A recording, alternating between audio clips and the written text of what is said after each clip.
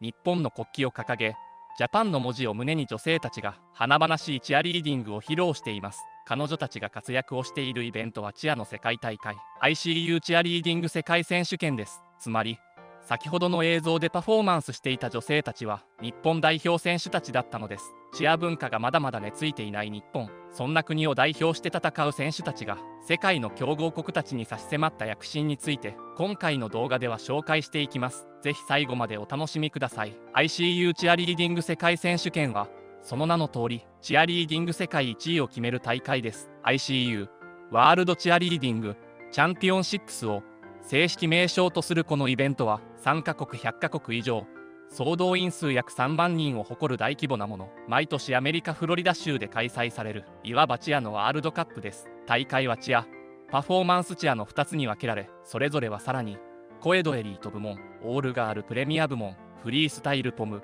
ジャズ、ヒップホップ、ダブルスチームチアフリースタイルポムに分けられています。これらの大会で日本代表は特にパフォーマンスチア部門で素晴らしい成績を残し続けています。大会が初参加時の2011年からジャズ、ヒップホップ、ポム部門すべてで2位に輝く大活躍。その後も毎年各部門で1位から3位に何度も入賞し、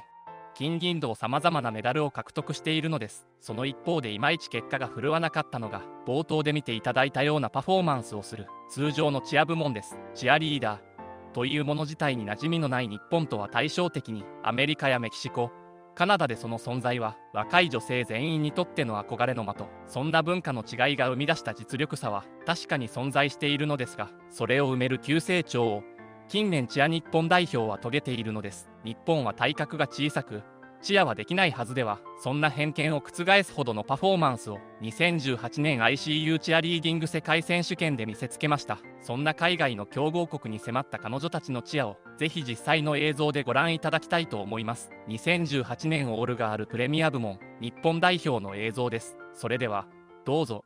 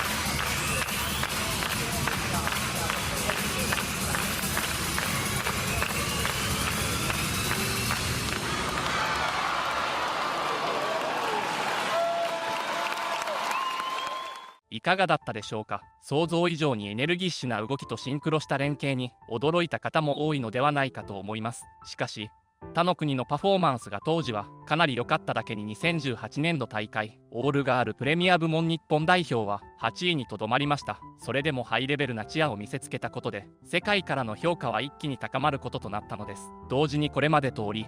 パフォーマンスチア部門ではダブルスチームチアのフリースタイルポム、ヒップホップ、チームチアのジャス、ヒップホップの4種目で1位金メダルを獲得。チームチアフリースタイルポムでも2位銀メダルの大活躍となりました。これからのチア日本代表に注目が集まっています。今回の動画はここまでとなります。このチャンネルの他の動画もぜひチェックしてみてください。ご視聴ありがとうございました。